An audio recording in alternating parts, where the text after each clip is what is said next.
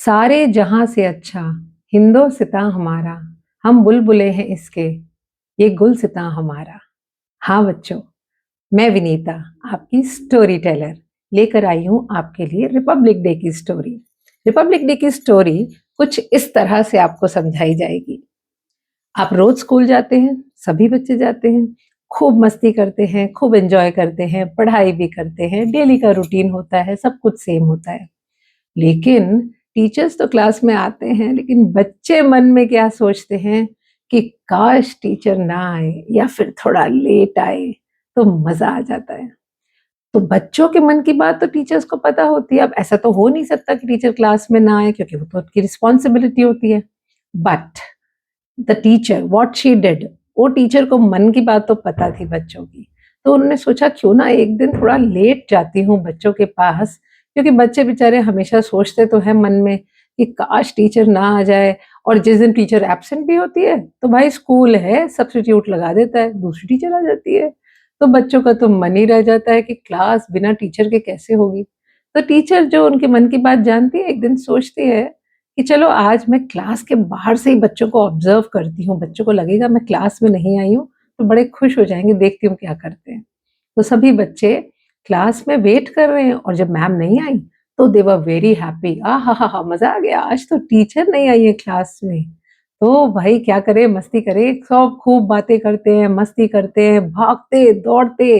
और तभी भागते दौड़ते एक बच्चा गिर जाता है तो दूसरा उससे लड़ाई करता है कि तूने मुझे गिरा दिया।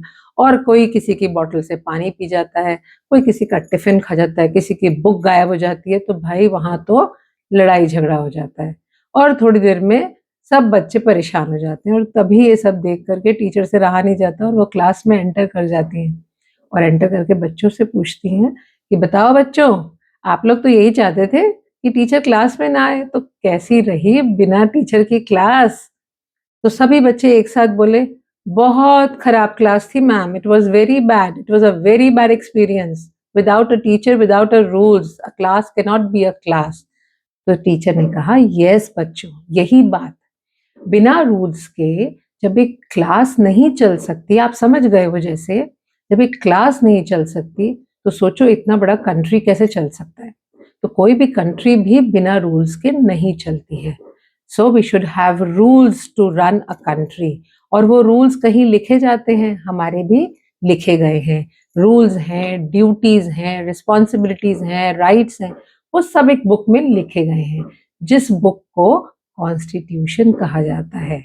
And we the Indians, we should be proud of that we have the largest constitution in the world and it's a written one. So उस बुक के अंदर सारे रूल्स रेगुलेशन सब लिखे गए हैं टू रन अ कंट्री। अब आप सोच रहे होंगे कि रिपब्लिक डे क्यों मनाया जाता है? तो वो जो बुक है कॉन्स्टिट्यूशन ऑफ इंडिया, वो आज ही के दिन 26 जनवरी 1950 को इम्प्लीमेंट हुई थी और इसीलिए रिपब्लिक डे सेलिब्रेट किया जाता है। अब रिपब्लिक डे को सेलिब्रेट करने के लिए यूं ही सेलिब्रेट नहीं होता, I love my country, happy Republic day, हो गया रिपब्लिक डे, फ्लैग होस्टिंग हुई और भाई हो गया रिपब्लिक डे। ऐसे नहीं होता है। We have to follow the rules, we have to be a good citizen of India, we have to love each other, we have to respect each other, we have to help each other. और वो सब भी सिर्फ एक दिन नहीं कि आपने आज रिपब्लिक डे वाले दिन ये सब फॉलो किया and you should feel that we are a proud citizens of India. No, not like that. We have to follow the rules every day. And to be a good citizen of India, आप सबको खूब अच्छे से पढ़ाई करनी होगी, मेहनत करनी होगी, आगे बढ़ना होगा, तभी तो देश तरक्की करेगा। आप बढ़ोगे तभी तो देश तरक्की करेगा ना।